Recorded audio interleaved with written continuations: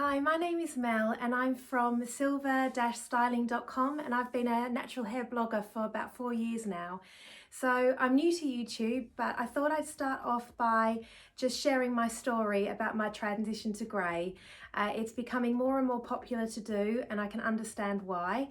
And so I thought I'd share my story. I haven't prepared anything. I've literally decided to do this and hopefully it helps someone out there while they make that decision. So my story. So I've been dyeing my hair for roughly 20 years. So it started off when I was younger, just having fun with it. I think I started off with rinses and semi-permanent dyes and things like that. And it was just for fun. When I had dark hair, it was very thick. It was very medium to dark brown colour.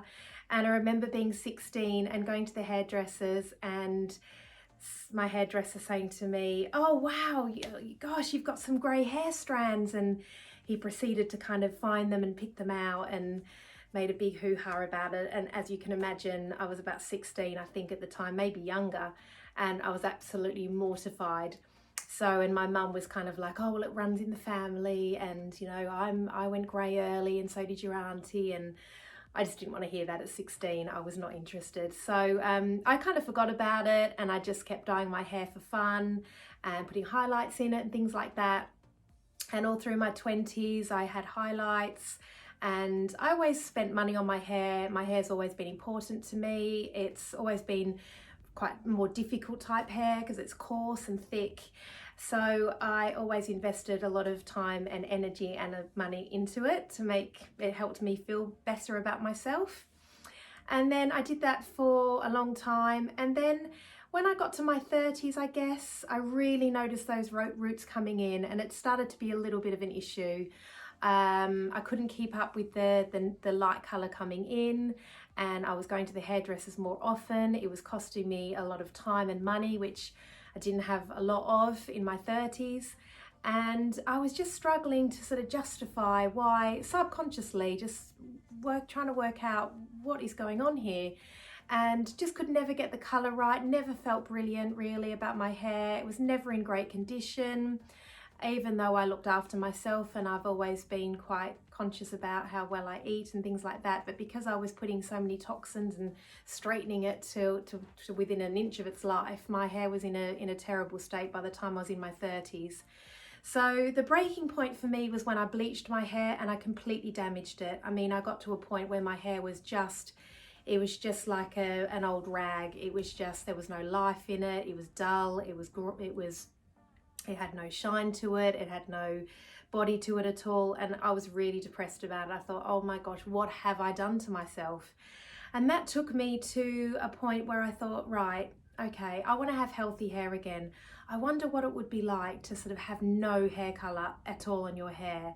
And is that possible for me? And this was at about 38 and I thought, oh no, I'm not ready. It wasn't the right timing for me, but I did discover how to kind of make the best of my hair texture. So I kind of went out of my way to kind of research the curly girl method, and I found ways to nourish my hair instead of damaging it. So I started using heat a lot less. I started accepting my natural wave a lot more, and that kind of was the start of something new for me, definitely. And I thought, why am I sort of trying to make my hair, why am I trying to make myself something different to what I actually am? What is wrong with me? Nothing. There is nothing wrong with me. So I then did the curly girl method and I struggled with it a little bit, but I couldn't really get the results of some of the women out there. Some of the results that some women with curly hair have with the curly girl method is amazing.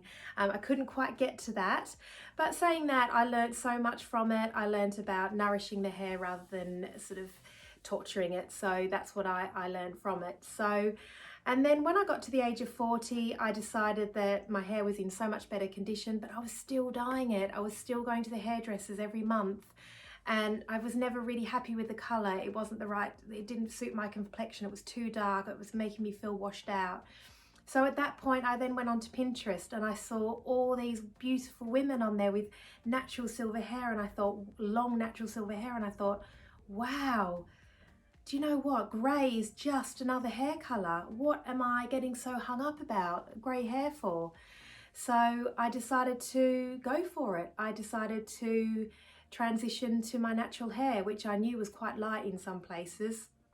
So I went to my hairdresser and she was quite supportive actually. So I was very fortunate. If she wasn't, or he wasn't supportive, I would have gone somewhere else.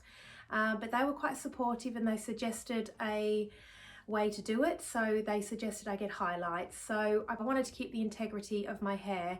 So I was very dark at the time, and I proceeded to get my hair highlighted so that I could break up that very, very dark colour. And it kind of went a bit wrong. It didn't go wrong, but it just didn't exactly look how I wanted it to look at first. It took a long time to break up that colour. So I got one set of highlights done, full head, and then I waited another month. And then she weaved another load of highlights through in the areas that were still dark. And then I did that over a period of 4 months. And then I got to a point where my hair was pretty light. It was kind of, it still had sort of a warm tone to it, which didn't suit my complexion, but it was kind of, I thought I can do this. I can start transitioning from here. And I did try putting toners in it, grey toners and things like that, but it just never held on my hair. I would recommend doing the toners in your hair regularly if you are light, but they sometimes don't work, but give it a go because sometimes they do. And then, so after I'd done that, I stopped dyeing my hair completely. I just let it grow. It was very slow. It seemed very slow at first, and I was very obsessed with it. I was kind of like, I got my little tape measure and I'm sort of like, oh, I've got an inch and you know, whatever. And I was very self-conscious of it at first. But then the more it started coming in and the more I started thinking, oh, actually, I much prefer this new colour coming into this awful highlighted hair that was warm and didn't suit me. And I just couldn't wait then for it to all grow out. And then when I got to 6 months, I thought, there's just no going back now. I just thought, I'm going to go for it. So I did get my hair cut very short at some point. I think after I'd had the highlights done, I then got my hair cut really short as I dared to go. And my hair's very thick, so I didn't want to go too short. I think I'll have to look back on photos and share them with you, but I got to sort of bobbed sort of length hair.